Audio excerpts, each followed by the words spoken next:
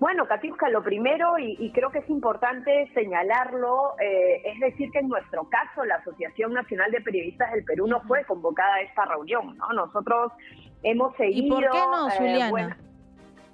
Porque yo he habría visto algunas que preguntar, figuras, pero ustedes, ¿por qué no? habría que preguntárselo a la señora Dina Boluarte, ¿no? No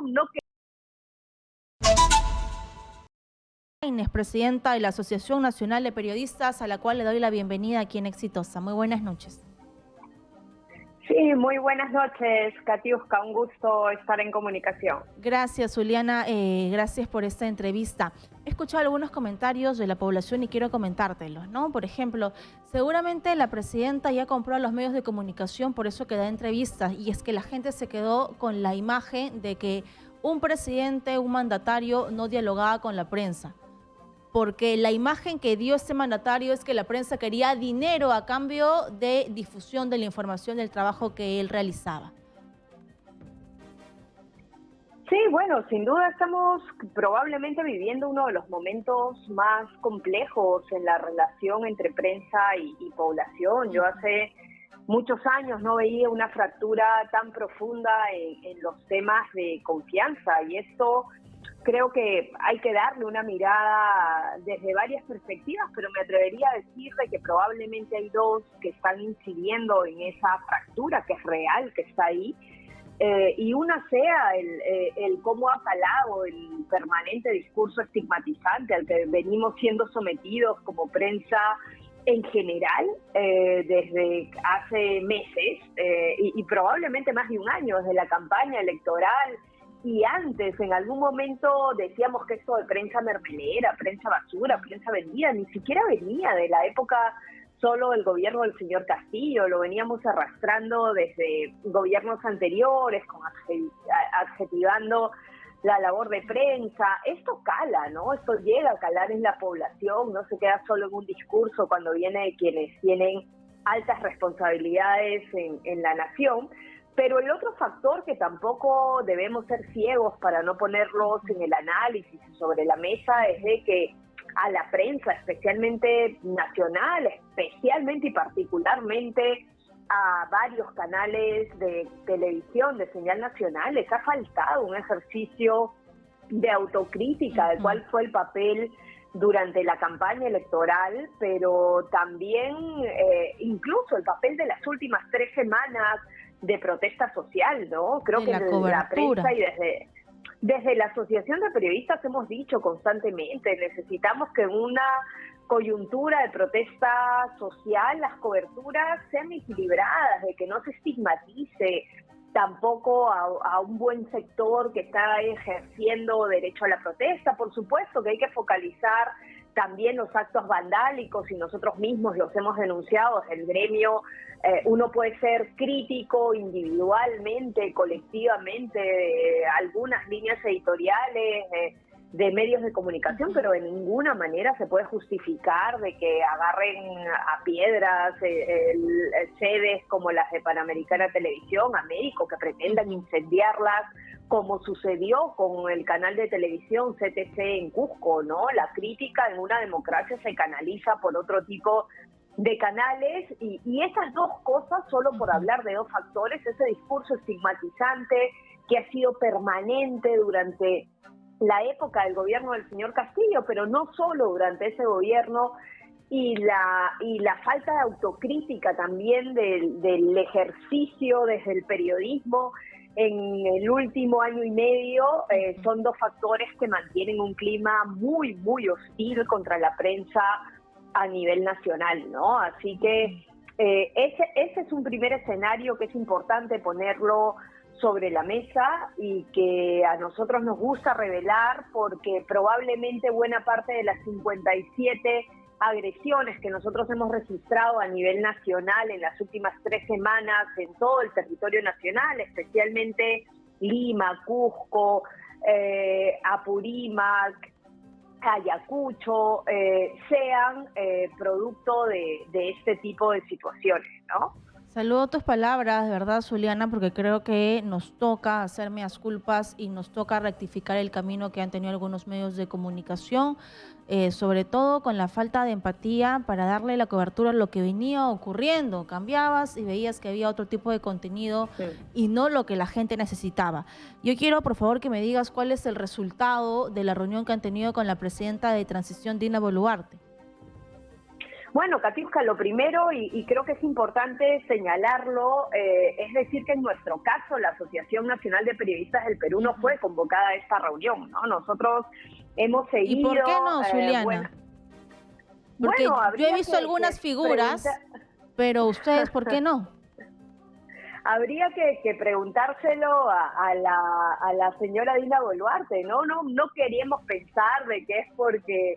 esa consecuencia de buena parte del trabajo que una institución como la nuestra ha hecho no solo en las últimas 3 semanas, sino probablemente en las últimas décadas en el país. Nuestra institución nunca ha sido una institución cómoda para quienes están en la administración gubernamental, porque el trabajo de un gremio en realidad es revelar y perseguir constantemente que hayan garantías para el ejercicio de la actividad periodística, y así como lo hicimos en la época de las marchas del 14N, donde exigimos responsabilidades políticas y penales por la represión policial que hubo contra la prensa y que lo comparamos con la represión que hubo durante la época del fujimorismo. En las últimas 3 semanas desde la ANP también hemos hablado con claridad respecto a la situación que estamos viviendo como país, y hemos sido críticos frente a declaraciones como la de que equivocadamente dio la señora Boluarte en su momento, diciendo que las muertes de peruanos tenían que ser abordadas en el fuero militar.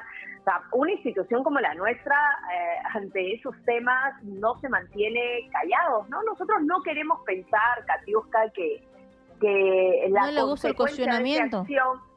Se traduce en la no convocatoria de hoy. Obviamente la señora Boluarte tiene todo el derecho de reunirse con las instituciones que ella estime convenientes, pero no deja de ser extraño, ¿no? Que una institución como la nuestra, que es la más antigua en el país, que tenemos presencia en 115 filiales provinciales, que somos fuente recurrente, acabamos de tener una reunión con la Comisión Interamericana, con el equipo técnico que estuvo en Lima, con la misión de la OEA cuando estuvieron aquí, y es extraño que en una reunión como esta no ser convocados.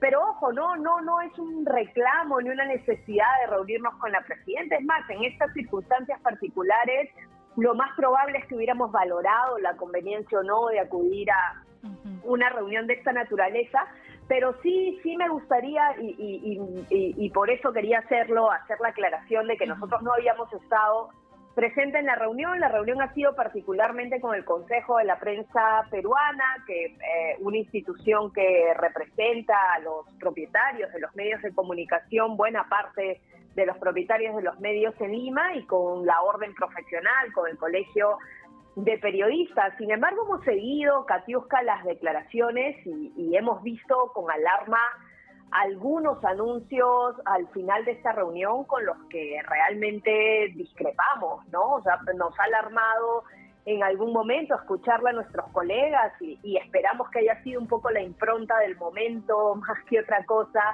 escuchar decir de que se deben revisar las concesiones de radio y televisión para dárselas a personas profesionales, ¿no?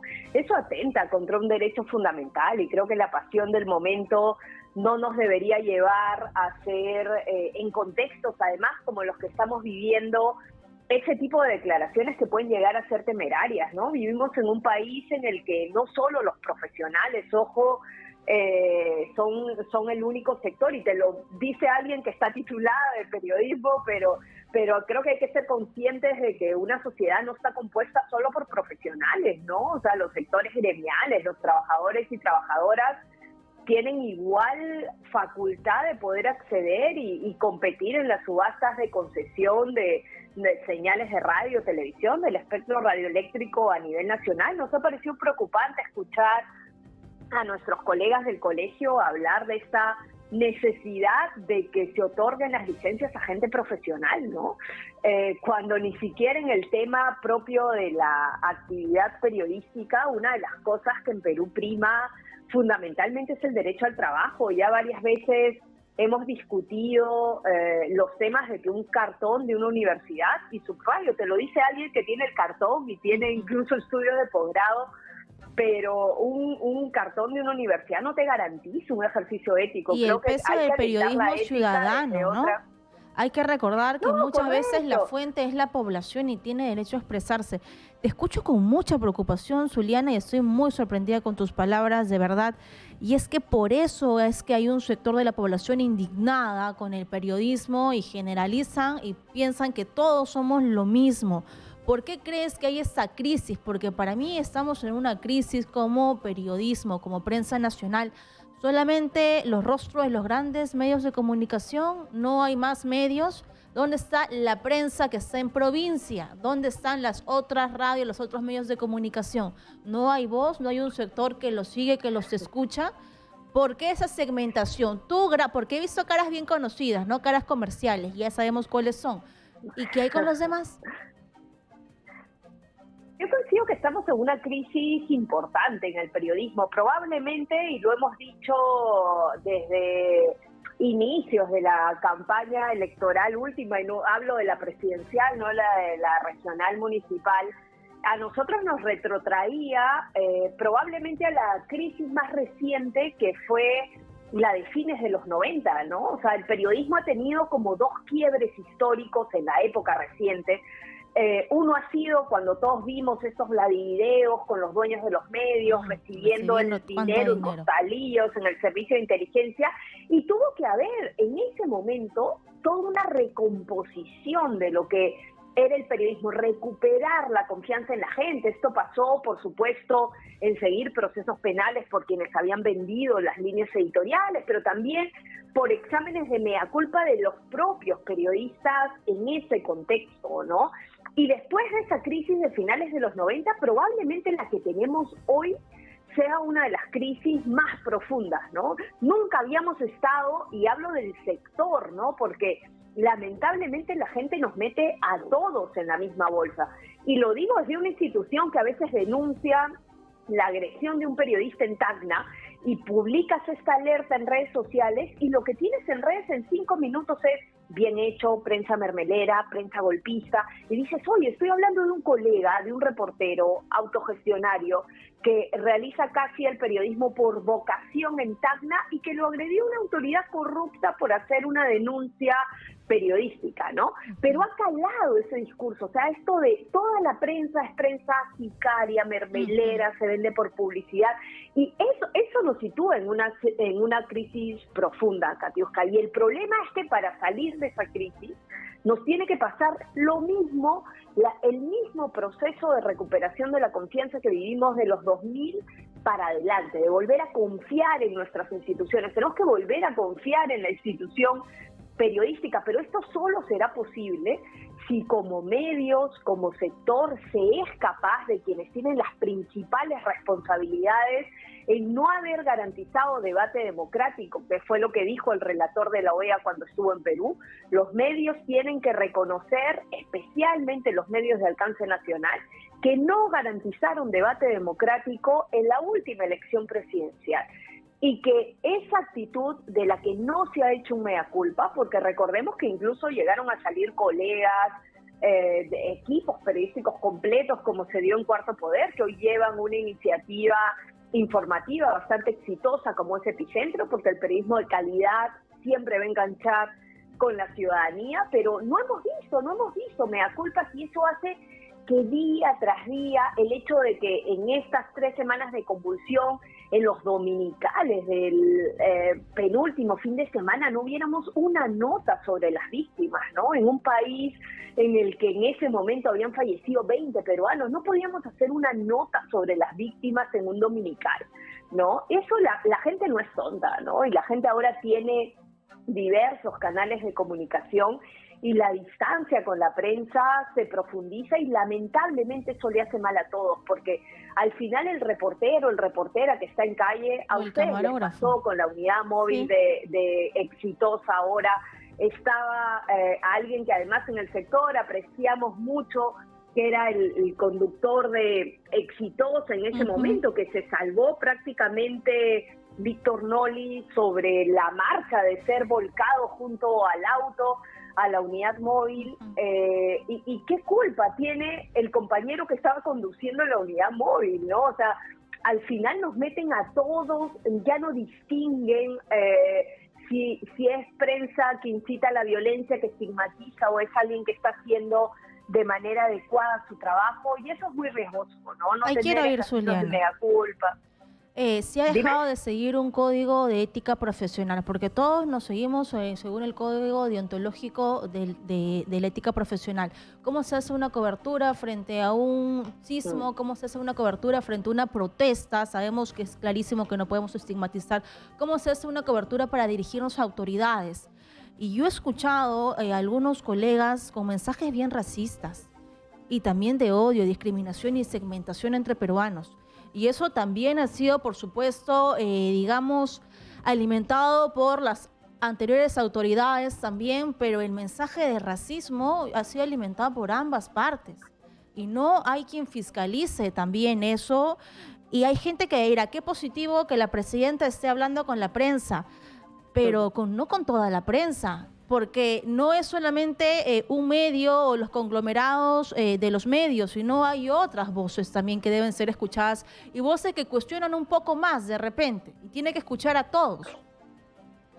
No, y probablemente hubiera sido bueno que si quería tener una interlocución con la prensa, también convoque a los colegas que han sido agredidos, violentados. No, ojo, no solo por actos vandálicos o por manifestantes, que generalmente la agresión de los manifestantes es una agresión verbal, ¿no? O sea, el acto vandálico, como el tema sucedió con Exitosa, eso ya es un acto vandálico, eso difícilmente es alguien que se está manifestando. El manifestante te interrumpe, te grita prensa basura, mermelera y demás, pero también hemos tenido casos en los que ha habido represión policial en esas 3 semanas, ¿no? En Huacho hemos tenido colegas a los que efectivos que no seguían por los protocolos en ese tipo de coberturas les han arrebatado los móviles, les han querido borrar información. En Cayali hemos tenido un caso similar, aquí en Lima también, un fotoperiodista de una plataforma digital. Entonces, qué bueno sería también reunirse, Katiuska, con el periodista de a pie, ¿no? El que está cubriendo en calle, el que tiene los problemas al momento de hacer cobertura y cómo afinar también desde el Estado una estrategia, no para hacernos un favor, ojo, el Estado tiene el deber de garantizar derecho a la información, y garantizar derecho a la información es garantizar también que la actividad, que un periodista no tenga que estar sufriendo constante ataque o verbal o físico solo por el hecho de hacer su trabajo, ¿no? O sea, el Estado también debería masificar un poco más los canales democráticos que existen, porque los hay, para cuando la ciudadanía siente que un medio de comunicación está faltando a la verdad, no está incitando a la violencia. Pasó hace muy poco con Philip Butters, nosotros sacamos un pronunciamiento cuando Butters le dice en una entrevista por qué no les disparan en la cabeza a los manifestantes. Eso no es libertad de expresión, eso no es periodismo de ninguna forma, eso es incitación a la violencia, y hay que decirlo con todas las letras, y para ello hay canales democráticos que la ciudadanía debería saber. Los medios tienen códigos de ética. Cuando les concesionan espacios en el espectro radioeléctrico, se comprometen a cumplir principios éticos que en esos casos no los están cumpliendo. Entonces, que les inicien procesos, y para eso hay que presentar quejas ante el Ministerio de Transportes y Comunicaciones para que sean sometidos a procesos que generen sanciones leves o pueden generar sanciones graves si es reiterativo. Esos son mecanismos de la democracia, y uno ahí no puede decir, mira, están violentando la libertad de expresión. No, porque si no cumples con un actuar ético al que te has comprometido, el espectro radioeléctrico es limitado, ¿no? Entonces, estás más bien cerrando el camino a que otras opciones plurales también puedan hacer usufructo de ese espectro, ¿no? Pero ya digo, nosotros, respecto a la reunión de hoy, las hemos seguido, por supuesto, pero hemos visto con preocupación varios anuncios de esta naturaleza, o solo estar concentrados en si es necesario o no firmar la declaración de Chapultepec desde el gobierno. En buena hora sí lo hacen, pero no es solo lo único que nos va a convertir ya en un territorio donde se respeten los derechos de libertad prensa y expresión. Creo que los periodistas deberíamos preocuparnos un poco más, no solo porque hayan garantías para el ejercicio de la actividad periodística, sino también ver cómo desde el Estado, y esto lo hemos dicho desde la ANP de manera reiterada en la época de pandemia, también el Estado se ocupa de esos periodistas que en regiones autogestionan trabajo y tienen que mendigar temas de salud y de protección social, porque se les llama servicio esencial, pero nunca se les trata como un servicio esencial, ¿no? Y esas son cosas en las que el Estado debería tener foco y que nosotros hubiéramos esperado que la reunión que la señora Boluarte tenga incorpore también a esos periodistas de las regiones, que son los reporteros y reporteras de a pie, que probablemente pueden darle una foto completa de cuáles son las condiciones del ejercicio periodístico en Perú. Gracias, Zuliana, muchas gracias por esa información que nos has brindado completa, y yo me sumo a eso, ¿no? Nos toca hacer una autocrítica frente a lo que viene ocurriendo en nuestro país y ser mucho más empáticos como medio de comunicación y como periodistas. Gracias, Zuliana, por esta entrevista. Muy buenas noches. Hemos hablado con Zuliana Laimes, presidenta de la Asociación Nacional de Periodistas, que por sorpresa no han sido invitados, ¿no? Hemos visto ya las imágenes de apoyo a la gente que está conectada en la televisión por Exitosa, rostros bastante conocidos, pero no son los únicos medios, no son las únicas voces. Y digo, me parece positivo que Dina Boluarte haya dado entrevistas a medios de comunicación, que haya tenido una entrevista con mi colega Karina Novoa en Exitosa. Bravo por eso, porque hace mucho tiempo no escuchábamos a una autoridad presidencial dialogar